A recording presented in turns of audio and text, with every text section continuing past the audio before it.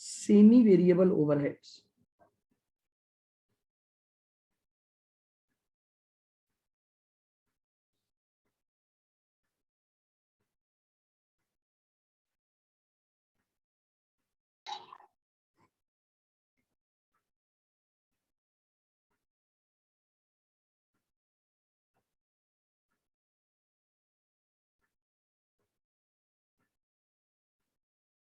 These overheads are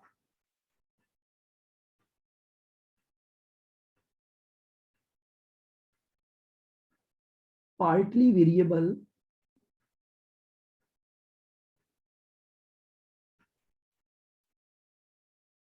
and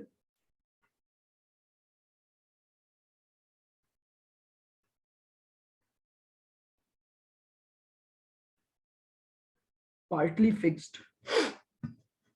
semi variable overheads जो होते हैं वो पार्टली वेरिएबल नेचर के होते हैं और पार्टली किस नेचर के होते हैं, फिक्स्ड नेचर के होते हैं।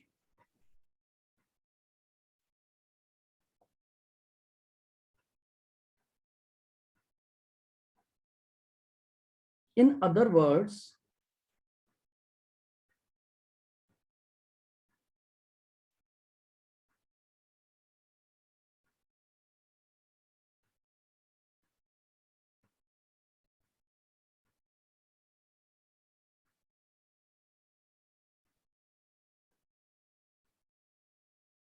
Semi variable overheads worry in part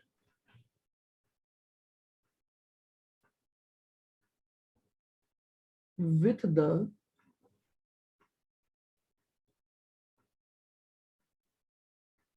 volume of production।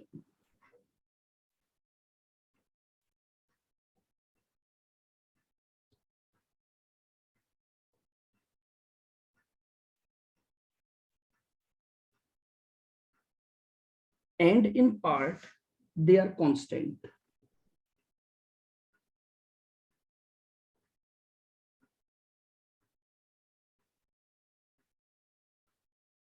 ठीक है, उनका कुछ हिस्सा तो प्रोडक्शन के साथ साथ चेंज होता है और कुछ हिस्सा जो है आपका क्या रहता है, कांस्टेंट रहता है, चाहे प्रोडक्शन आप कितना ही चेंज कर दो।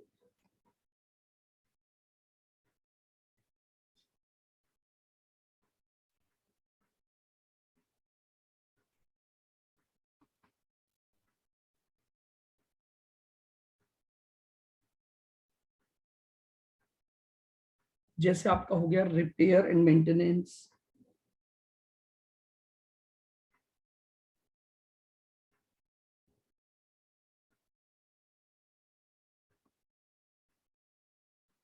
सुपरविजन कॉस्ट, ये हमारे पास क्या होती है, सेमी वेरिएबल कॉस्ट कहलाती है। तो लीजिए, मैंने आपको क्लासिफिकेशन समझाया। हमने क्लासिफिकेशन पढ़ा 3 पार्ट में। सबसे पहले फंक्शन के अकॉर्डिंग, उसके बाद एलिमेंट के अकॉर्डिंग और उसके बाद बिहेवियर के अकॉर्डिंग। अब बिहेवियर में एक समस्या आती है कि सेमी वेरिएबल को मुझे वेरिएबल और फिक्स्ड में सेग्रीगेट करना आना चाहिए। आइए तो लिखें। अब यहां से हमारा पहला प्रैक्टिकल पार्ट स्टार्ट होता है।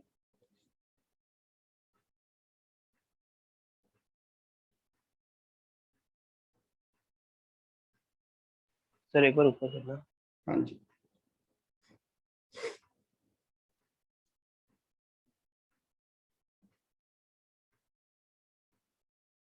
How to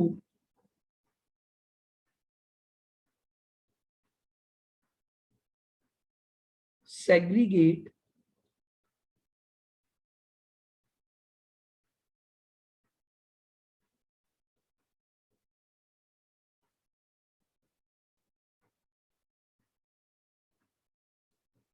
semi variable cost into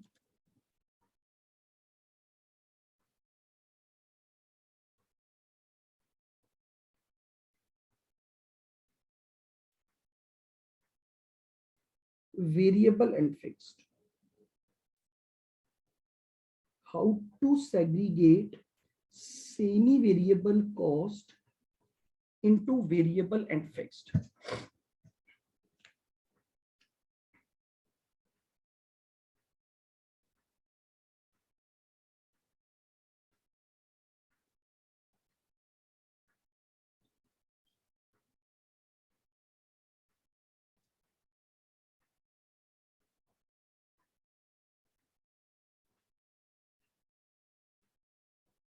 Segregation should be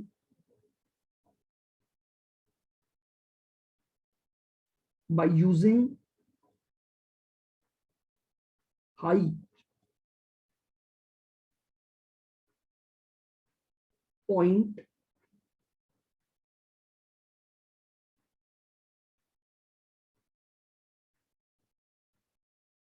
and low point method.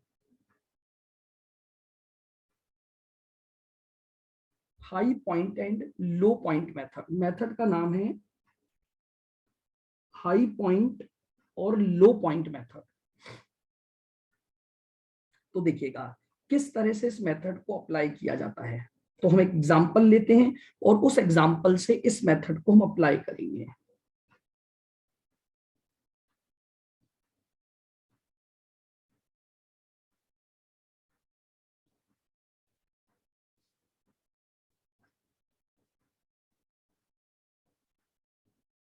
आपको यूनिट्स दी हुई है और कॉस्ट दी हुई है।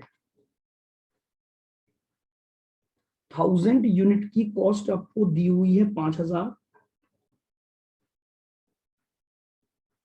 2000 यूनिट की कॉस्ट आपको दी हुई है 6000, 3000 यूनिट की कॉस्ट आपको दी हुई है 7000 और 4000 यूनिट की कॉस्ट आपको दी हुई है 8000।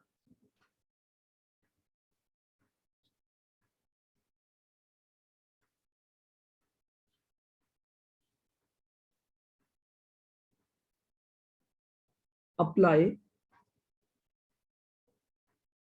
हाई पॉइंट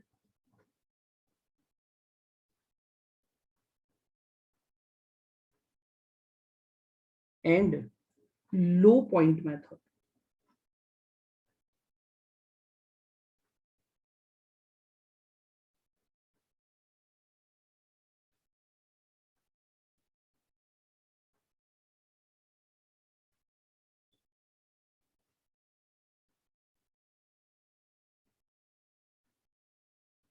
सेग्रीगेटिंग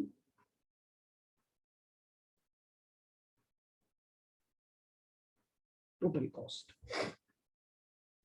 अंडरलाइन कर लेना, हाईलाइट कर लेना। हम वेरिएबल और फिक्स्ड को अलग अलग करने के लिए जो मेथड काम में ले रहे हैं उस मेथड का नाम है high point and low point method.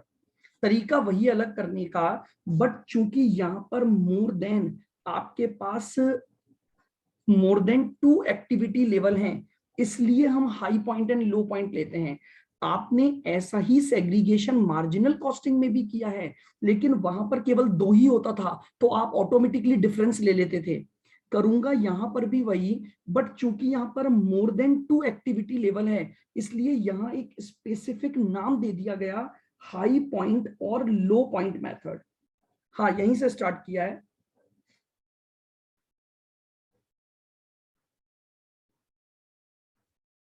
आइएगा, लिखे step 1।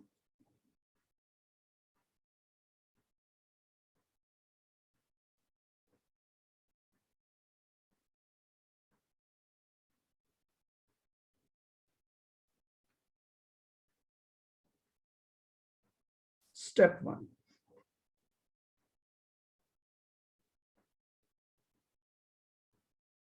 Calculate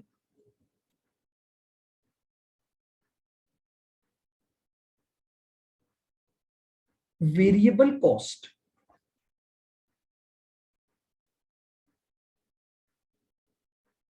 per unit.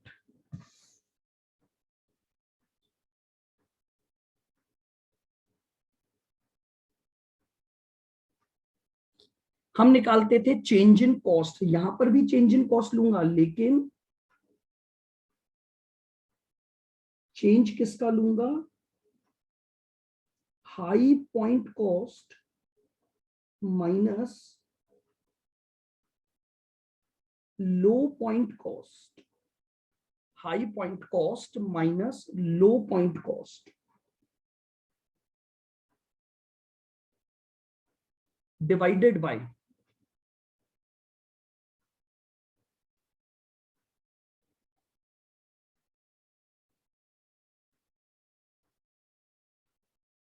High point units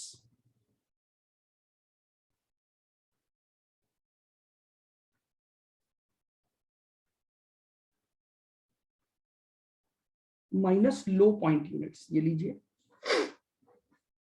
हमारे पास वेरिएबल कॉस्ट पर यूनिट हमें निकालनी है, तो high cost minus low cost divided by high number of units minus low number of units. आइएगा, यहां पर हमारी जो हाई कॉस्ट है वो है 8000 माइनस हमारी जो लो कॉस्ट थी वो थी 5000 डिवाइडेड बाय हाईएस्ट यूनिट कितनी थी आपकी 4000 माइनस 1000। तो आप ध्यान से देखो, तो मैंने किया वही है, difference in cost divided by difference in unit. बस एक डिफरेंस है कि चूंकि यहां पर मोर देन 2 डेटा था, तो मुझे हाई और लो वैल्यू को लेकर निकालना था।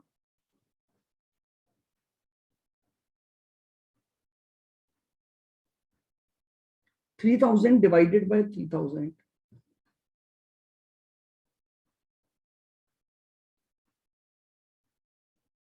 ये आ गया ₹1 per unit.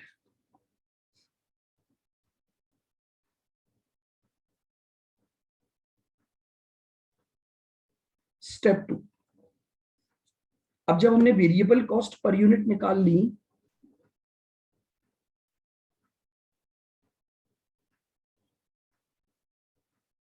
Calculate total variable cost at any level.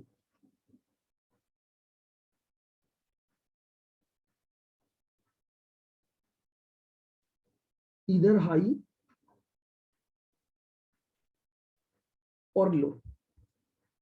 अब किसी भी एक लेवल को उठा लो, चाहे हाई पॉइंट वाला लेवल चाहे लो पॉइंट वाला लेवल, तो टोटल वेरिएबल कॉस्ट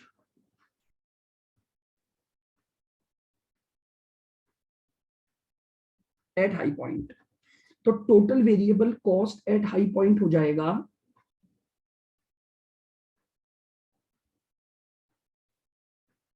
4000 इंटू ₹1। तो 4000 तो मेरे पास मेरी वेरिएबल कॉस्ट आ गई।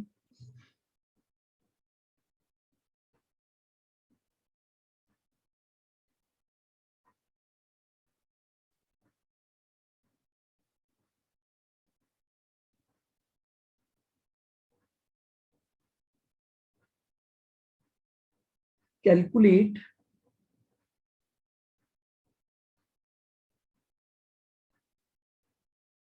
Total fix cost. अब इसके बाद हम क्या निकाल लेंगे, टोटल फिक्स कॉस्ट निकाल लेंगे।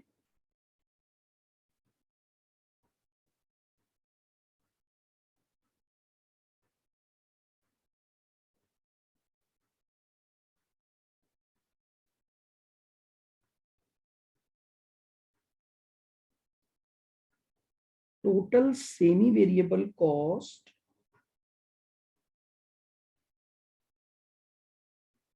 Minus total variable cost. 8000 थी हाईएस्ट लेवल पर, क्योंकि हमने हाईएस्ट लेवल सेलेक्ट किया था, और इसमें से माइनस कर दीजिए वेरिएबल कॉस्ट।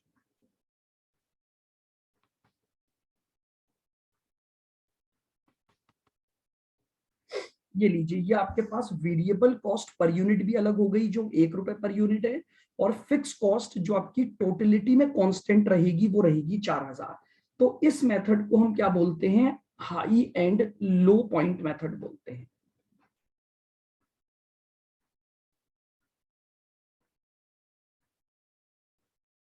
ये आपका पहला टॉपिक है प्रैक्टिकल, कि अगर आपको कोई भी सेमी वेरिएबल कॉस्ट, छोटा क्वेश्चन बनता है इसमें कि भाई आपको अगर सेमी वेरिएबल कॉस्ट दी हुई है तो आप हाई पॉइंट और लो पॉइंट मेथड का यूज करके आप क्या कर सकते हैं, उसमें से सेग्रीगेशन कर सकते हैं वेरिएबल कॉस्ट का और फिक्स कॉस्ट का।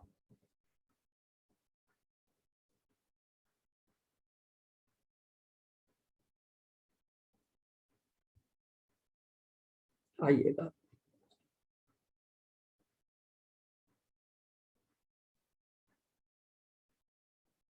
Next,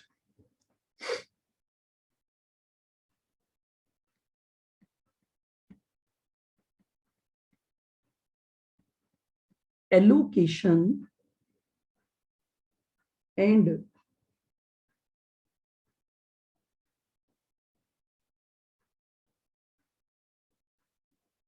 apportionment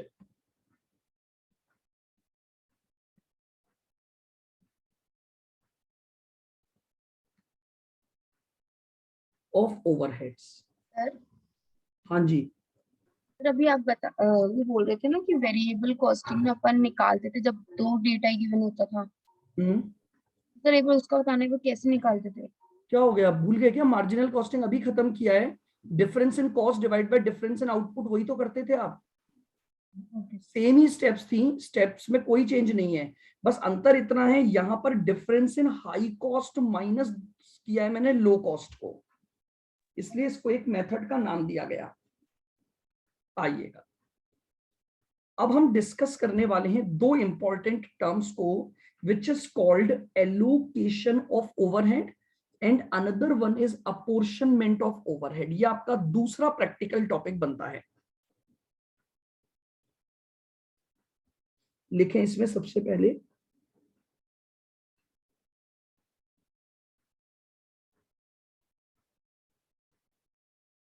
allocation refers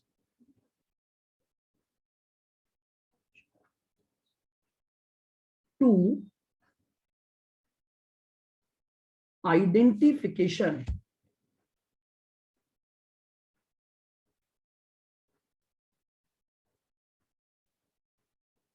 identification of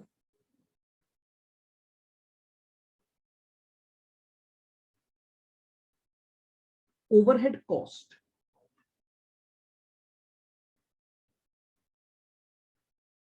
to the cost center।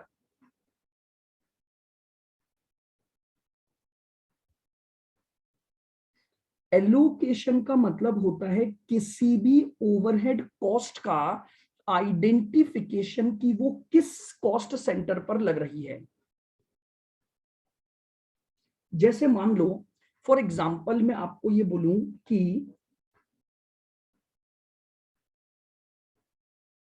Salary of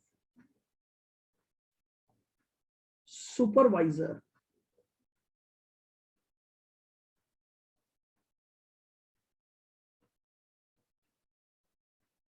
appointed in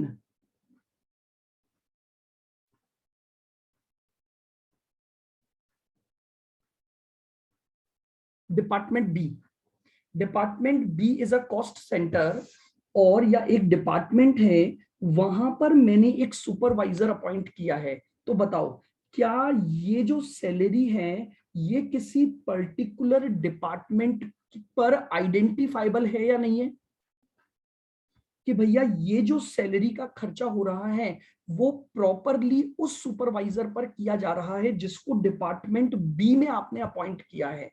तो इसे हम कहते हैं allocation of overheads.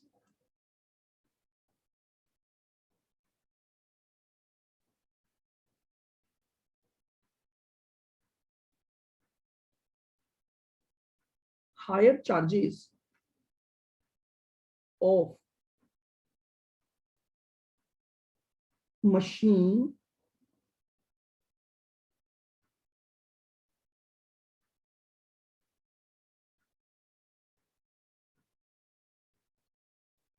Department A, मैंने स्पेसिफिकली डिपार्टमेंट ए के लिए एक मशीन किराए पर ली है, वो मशीन केवल और केवल डिपार्टमेंट ए में काम आएगी, तो उस डिपार्टमेंट ए में वो जो मशीन काम में आ रही है उसके जो हायर चार्जेस हैं, क्या वो आइडेंटिफाइड है एक पर्टिकुलर कॉस्ट सेंटर पर?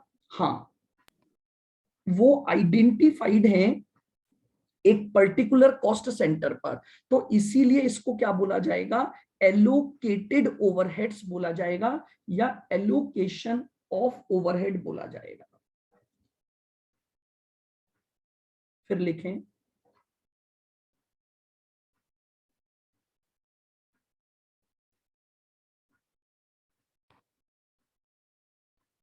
apportionment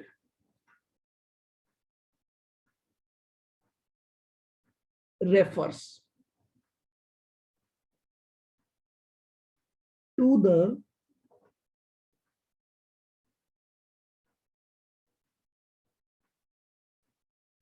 distribution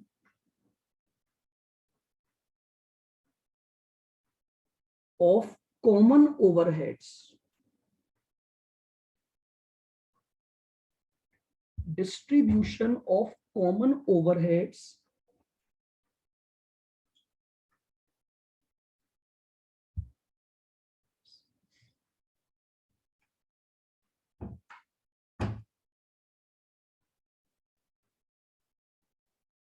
between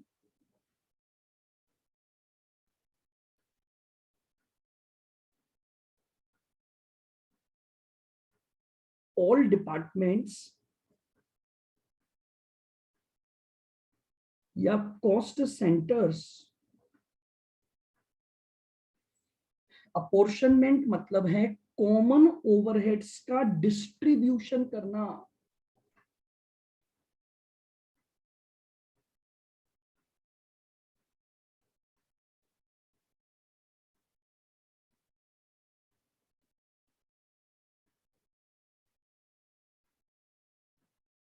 On some logical base.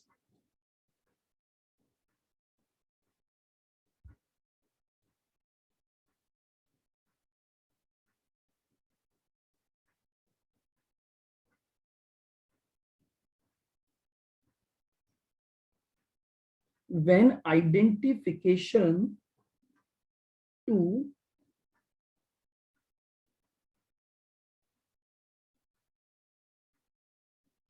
particular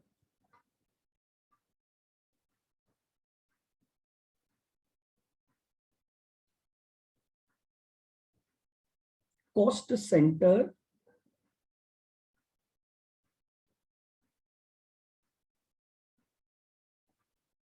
is not possible।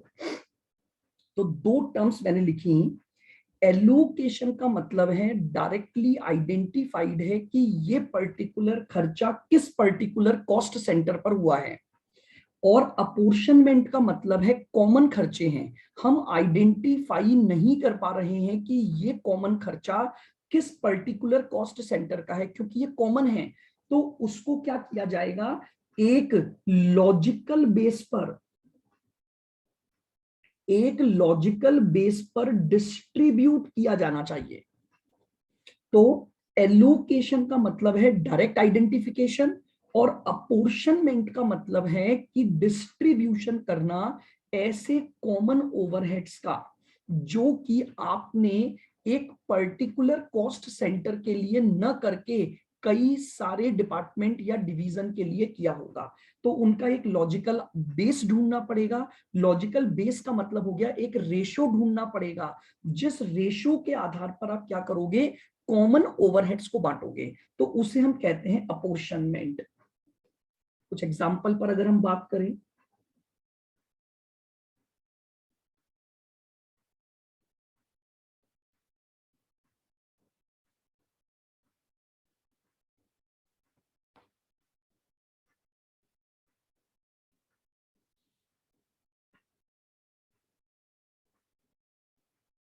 Insurance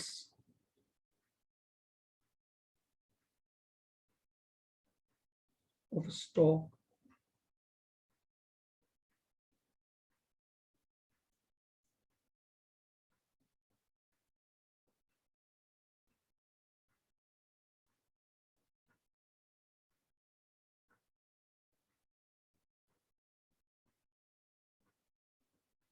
lighting expenses.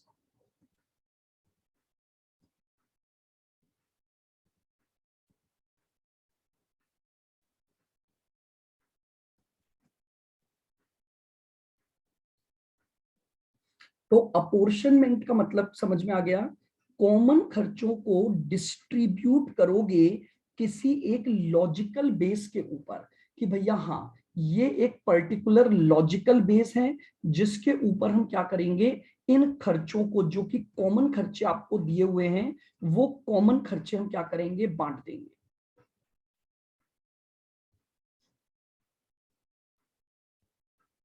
तो सर अब सर बात, या हाँ जी बोलो। सर ये रेंट एंड रेट्स में रेट्स का क्या मतलब है? रेट्स का मतलब अभी मैं लिखवा दूंगा आपको, है ना, अभी समझाऊंगा मैं। रेंट, रेट्स, रेट्स बेसिकली एक तरह के टैक्सेस को ही बोलते हैं जो जनरली बिल्डिंग वगैरह पर हमारे पास लगती हैं। तो वो मैं अभी आपको लिखवा देता हूँ उसका मीनिंग, ताकि आपको ध्यान रहेगा फिर कि ये जहां पर भी, क्योंकि ये वर्ड कई जगह यूज होने वाला है आपका, अभी लिखवा देता हूं मैं। तो बोलो, पहले आपको ये मीनिंग समझ आ गया कब मैं एलोकेशन वर्ड यूज कर रहा हूं, बोलो, और कब मैं हाँ sir. Apportionment.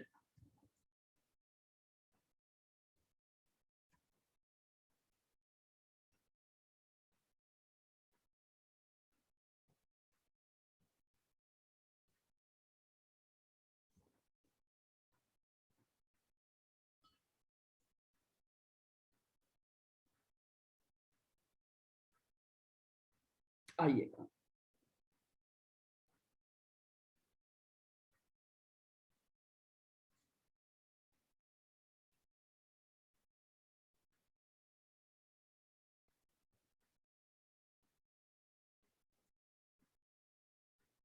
How to apportion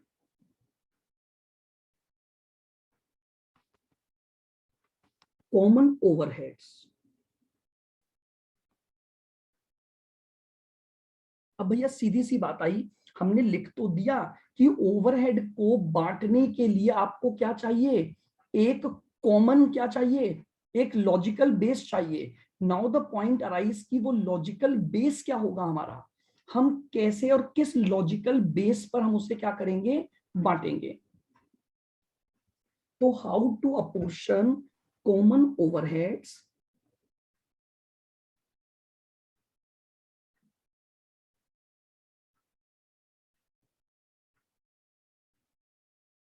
between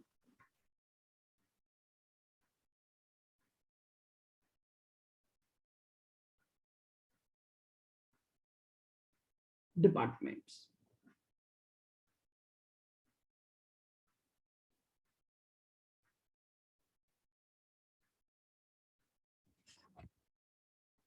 How to apportion common overheads between departments.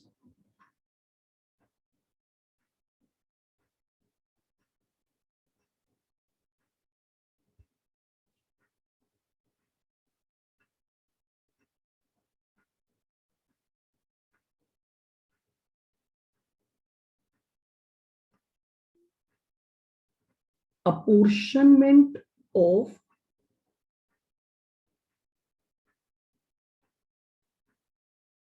overheads can be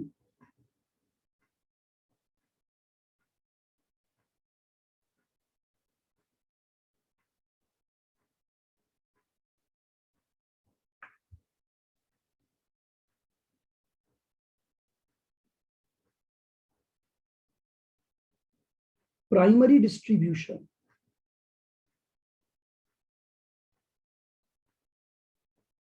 या प्राइमरी एलोकेशन,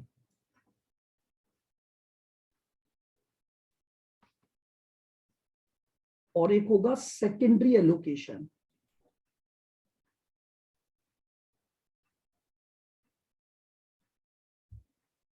ठीक है, अपोर्शनमेंट ऑफ ओवरहेड्स जब हम करेंगे, मेरी बात बहुत ध्यान से सुनना, तो अपोर्शनमेंट ऑफ ओवरहेड्स के लिए या तो वो प्राइमरी डिस्ट्रीब्यूशन होगा या वो सेकेंडरी डिस्ट्रीब्यूशन होगा। दो तरह का डिस्ट्रीब्यूशन या दो तरह का अपोर्शनमेंट हमें पढ़ना है, एक प्राइमरी और एक सेकेंडरी। तो पहले हमें यह समझना पड़ेगा कि प्राइमरी क्या होगा और सेकेंडरी क्या होगा।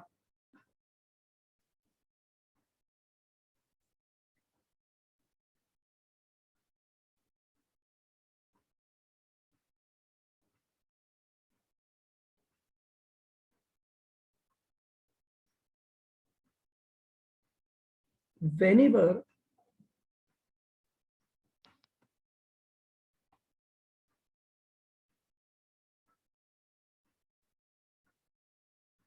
common overheads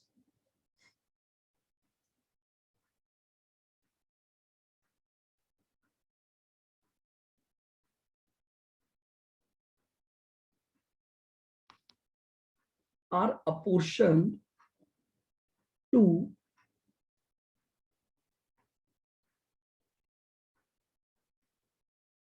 production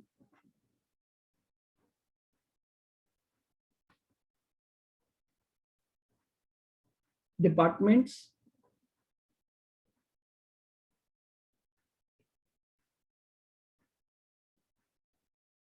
and service departments.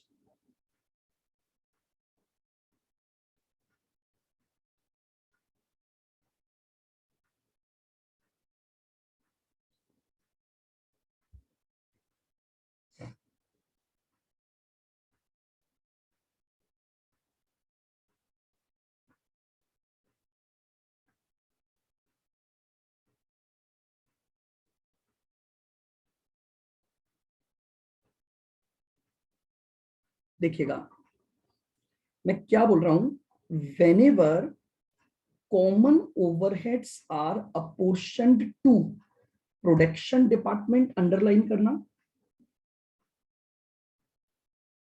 And service departments.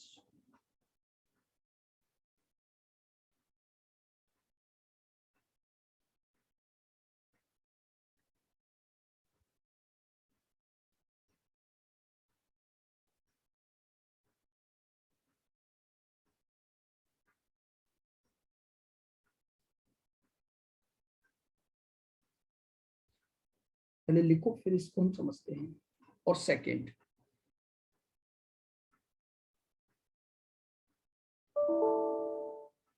Secondary distribution का मतलब है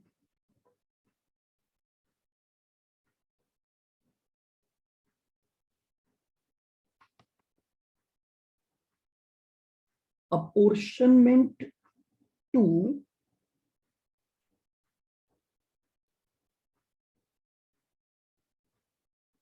production department only.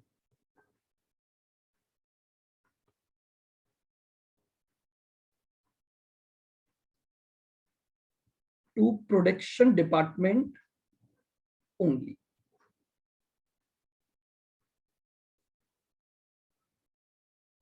देखिएगा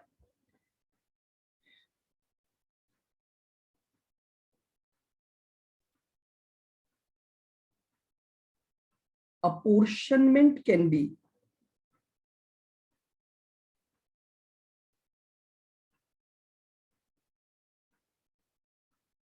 एक मिनट,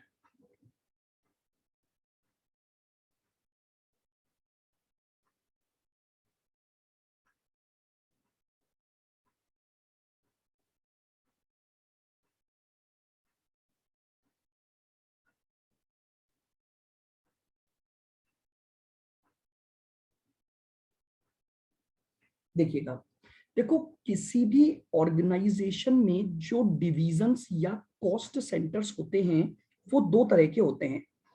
एक तो होता है प्रोडक्शन डिपार्टमेंट और एक होता है सर्विस डिपार्टमेंट।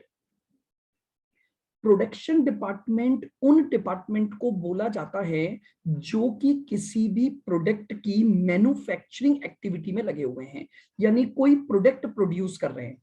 और सर्विस डिपार्टमेंट क्या होते हैं, आपने जो प्रोडक्ट बनाया उसकी सर्विसिंग से रिलेटेड काम करते हैं। जैसे मान लीजिए, अगर मान लो आपने एक मशीन बनाई तो बनाने का काम तो होगा प्रोडक्शन डिपार्टमेंट में। अब कल को जब आपने वो मशीन बेची तो इट मे बी पॉसिबल कि उसमें कभी रिपेयर और मेंटेनेंस की जरूरत पड़े, हो सकता है कभी वो खराब हो जाए तो कस्टमर आपके पास आए, तो आपने ही अपने यहाँ पर अपने प्रोडक्ट की एज वेल एज आउटसाइडर्स के प्रोडक्ट की जो इन वारंटी हैं और जो आउट ऑफ वारंटी हैं उनकी सर्विसिंग के लिए भी डिपार्टमेंट ओपन कर रखा है, तो उसे हम बोलते हैं सर्विस डिपार्टमेंट्स। जैसे आपने देखा होगा, मैं आपको बताता हूं कि जैसे आप सैमसंग के एक ऑथराइज्ड स्टोर पर जाते हैं तो उनके कुछ स्टोर तो ऐसे हैं जहां पर प्योरली केवल सर्विसिंग होती है, वहां से सेल नहीं होती। केवल और केवल क्या होती है, जो मोबाइल बेचे जा चुके हैं केवल उनकी सर्विसिंग होती है। ध्यान है आपको? हाँ सर। और कई ऐसे ऑथराइज्ड सैमसंग के स्टोर होंगे जहां पर सर्विसिंग नहीं होती है, वहां पर केवल और केवल उनकी सेल होती है। तो यानी अलग अलग पर्पसेस के लिए हम अलग अलग क्या बनाते हैं, डिपार्टमेंट बना रहे हैं। तो इसी तरह से जो मैन्युफैक्चरिंग एंटिटीज होती हैं वो अपने यहाँ पर दो तरह के डिपार्टमेंट्स बनाती हैं। एक होते हैं प्रोडक्शन डिपार्टमेंट्स जो कि प्रोडक्शन की एक्टिविटी में लगे हुए हैं, और एक होते हैं सर्विस डिपार्टमेंट्स जो वो प्रोडक्ट की सर्विसिंग के काम में लगे हुए हैं। तो प्राइमरी डिस्ट्रीब्यूशन का मतलब होता है जब मैं कॉमन खर्चों को मेरे बिजनेस के सभी डिपार्टमेंट्स में बांटूं, फिर चाहे वो प्रोडक्शन डिपार्टमेंट हो या फिर वो चाहे सर्विस डिपार्टमेंट हो। जैसे मान लो फॉर एग्जांपल मेरा एक ही बिल्डिंग में प्रोडक्शन डिपार्टमेंट भी है और सर्विस डिपार्टमेंट भी है। अब मैंने इंश्योरेंस करवाया, तो मुझे बताओ इंश्योरेंस प्रीमियम तो प्रोडक्शन डिपार्टमेंट का भी गया होगा और सर्विस डिपार्टमेंट का भी गया होगा। तो मैं इंश्योरेंस को दोनों डिपार्टमेंट में बांटूंगा। यानी प्राइमरी डिस्ट्रीब्यूशन का मेरा बेसिक मतलब यह है, जब दिए हुए कॉमन ओवरहेड्स को आप अपोर्शन करते हो प्रोडक्शन डिपार्टमेंट में as well as service department में, प्रोडक्शन डिपार्टमेंट में as well as service department में, तो इसे बोला जाता है प्राइमरी। अब ध्यान से सुनना, जब प्राइमरी हो चुका होगा तो ही सेकेंडरी लगेगा। सेकेंडरी में मैं क्या बोल रहा हूं, apportionment to production department only. What does it mean? यानी सर्विस डिपार्टमेंट में प्राइमरी अपोर्शनमेंट के बाद जो खर्चे आए हैं उनको दोबारा से प्रोडक्शन डिपार्टमेंट में बांटना, उसे हम बोलते हैं सेकेंडरी। तो यहां मैं एक बात और लिखूंगा, लिखो मतलब लाइक एक ही बिल्डिंग में प्रोडक्शन डिपार्टमेंट भी है, सर्विस डिपार्टमेंट भी है, तो उसमें बांट रहे हैं, वो तो प्राइमरी हो गया।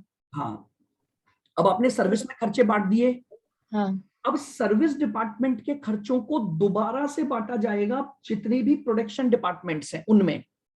क्यों बांटा जाएगा अभी हम इस पर भी बात करेंगे, बिल्कुल धीरे धीरे समझना। देखो बहुत प्रैक्टिकली तो आसान है, कॉन्सेप्चुअली थोड़ा सा दिमाग में बैठाना है। प्रैक्टिकल क्वेश्चन तो बिल्कुल आसान है इस टॉपिक के, लेकिन क्या कर रहे हैं उसका कॉन्सेप्ट दिमाग में बैठाना है। तो इसमें लिखो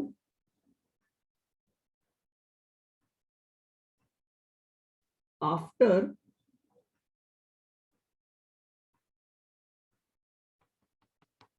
primary allocation apportionment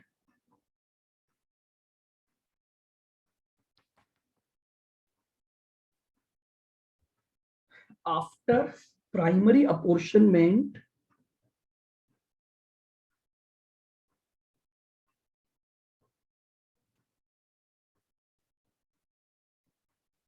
total overheads of service departments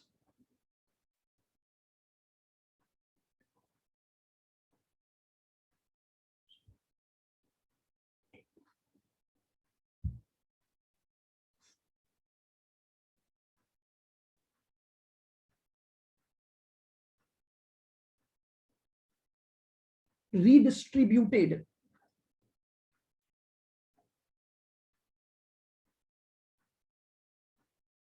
between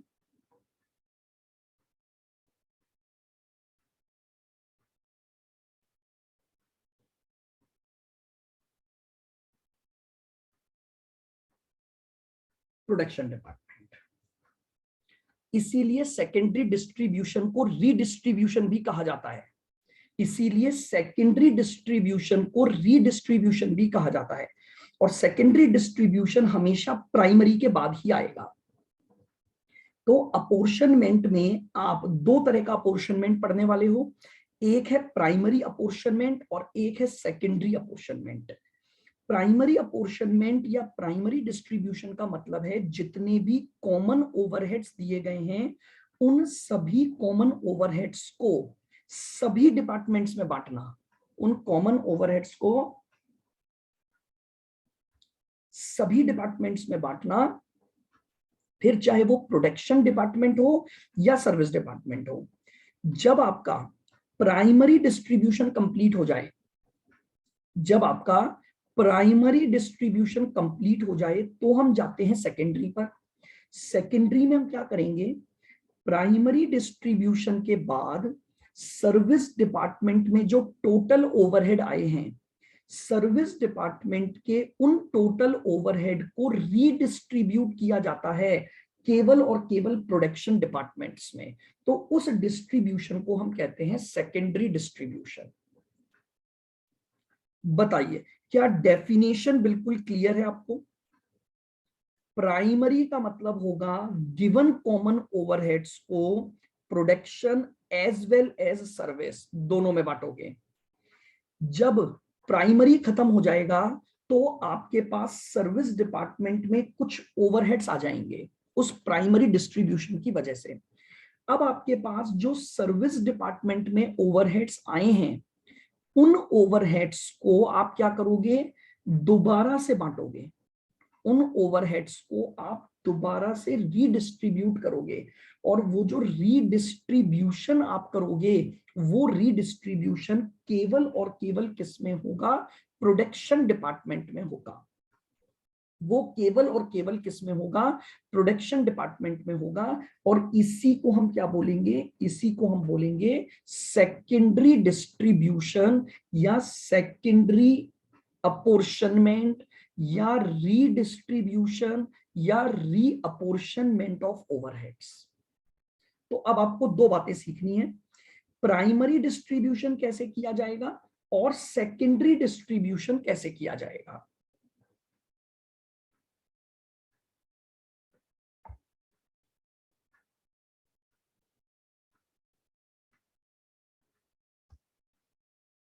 तो दो बातें अब हमें सीखनी है, प्राइमरी और सेकेंडरी। बताओ यहां तक क्लियर? बिल्कुल आ जाइए। तो सबसे पहले हम सीखेंगे कि जो कॉमन ओवरहेड का प्राइमरी डिस्ट्रीब्यूशन होगा वो कैसे होगा। तो लिखो,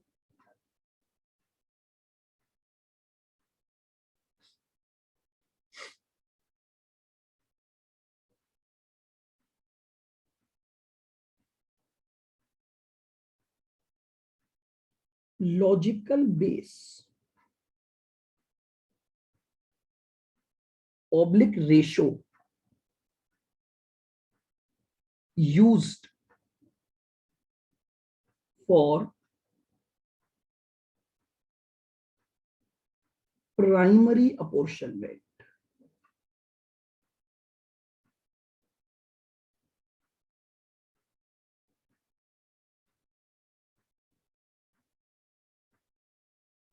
अच्छा, पहली बात ध्यान रखना,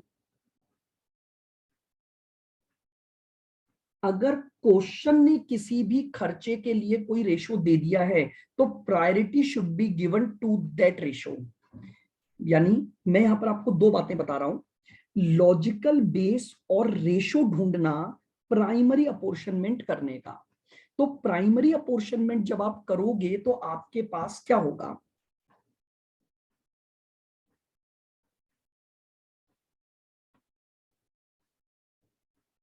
whenever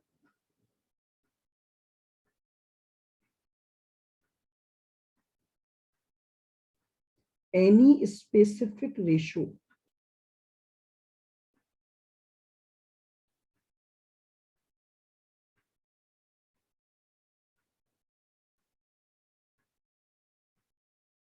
for distribution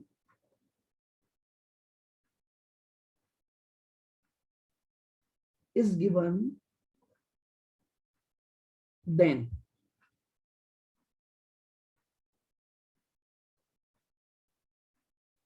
use such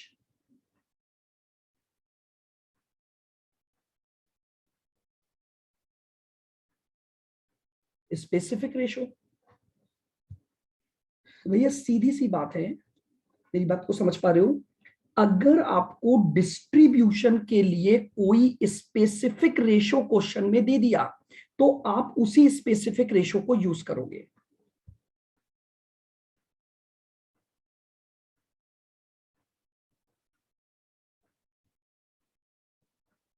whenever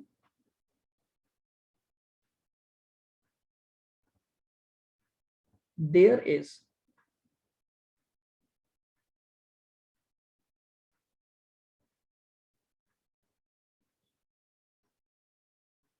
no specific ratio, whenever there is no specific ratio,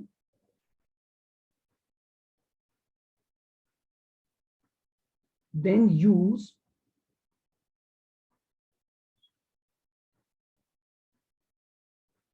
most logical basis, then use most logical basis। अगर स्पेसिफिक रेशियो गिवन है तब तो उसको यूज कर लो, और अगर स्पेसिफिक रेशियो नहीं गिवन है तो हम क्या यूज करेंगे? हम यूज करेंगे एक मोस्ट लॉजिकल बेसिस को। तो अब बात ये आती है कि सर वो मोस्ट लॉजिकल बेसिस क्या होगा?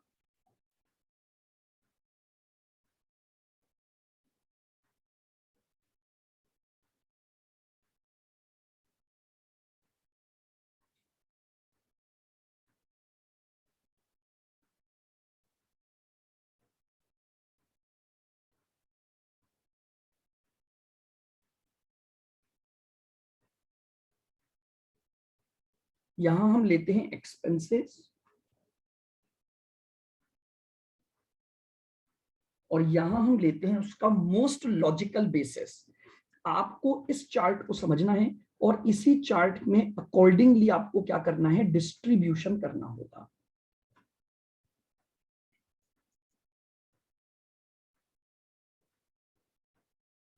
पहला खर्चा rent rates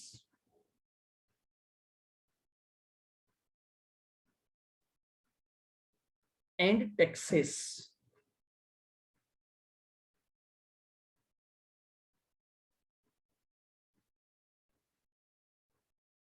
for building.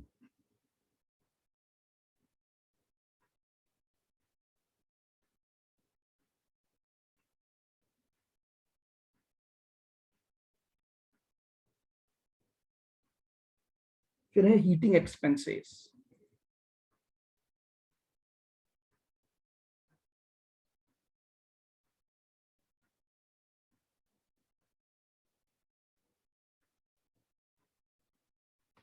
Air conditioning expenses,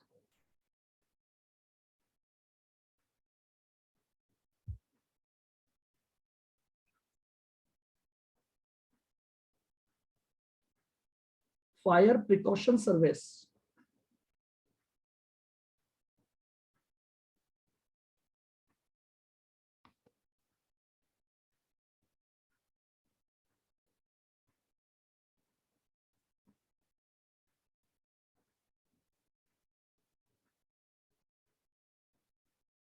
इन सभी खर्चों के लिए एक ही हमारे पास होता है और वो तरीका होगा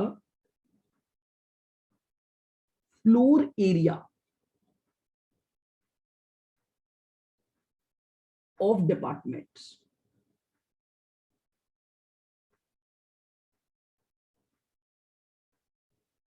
फ्लोर एरिया ऑफ डिपार्टमेंट्स देखिएगा, जैसे मान लीजिए फॉर एग्जांपल मुझे दिया गया कि मेरी पूरी बिल्डिंग जो है वो 2000 स्क्वायर फीट में है। मेरी जो पूरी बिल्डिंग है वो 2000 स्क्वायर फीट में है और उस पूरी बिल्डिंग का रेंट मैंने दिया है 15 लाख रुपए। उस पूरी बिल्डिंग का रेंट मैंने दिया है 15 लाख रुपए। अब ये 15 लाख रुपए का खर्चा तो पूरे 2000 स्क्वायर फीट पर है। अब मान लो उस 2000 स्क्वायर फीट में मेरे 4 डिपार्टमेंट काम कर रहे हैं, तो हर डिपार्टमेंट का रेंट कैसे निकालूंगा? तो भैया सीधी सी बात है, मान लो ए डिपार्टमेंट का एरिया 1000 स्क्वायर फीट है, तो समझ रहे हो, अगर 15 लाख रुपए टोटल 2000 स्क्वायर फीट का खर्चा है, तो ए डिपार्टमेंट का खर्चा कितना होगा? अगर ए डिपार्टमेंट का फ्लोर एरिया 1000 स्क्वायर फीट है, तो बी का कितना होगा अगर 200 स्क्वायर फीट है, तो सी का कितना होगा अगर 300 स्क्वायर फीट है, तो और डी का कितना होगा अगर 500 स्क्वायर फीट है, तो दिए हुए कॉमन खर्चे को, दिए हुए रेंट के कॉमन खर्चे को floor area of the department के रेशो में बांट दूंगा। बस सिंपली एक ही काम करूंगा, टोटल खर्चे को फ्लोर एरिया के रेशो में बांट दूंगा।